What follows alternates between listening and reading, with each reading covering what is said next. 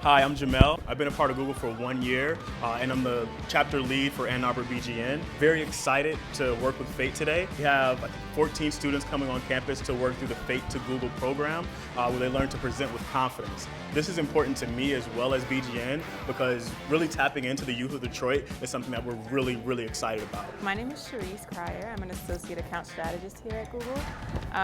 For me, doing FATE, especially as a member of BGN, what we call the Black Googler Network here, one of our employee resource groups, we really try to support each other in our own career development, so being able to go outside of ourselves and our community and being able to actually see ourselves in the students. I see myself in a lot of these students at that age, and just helping them to build that confidence.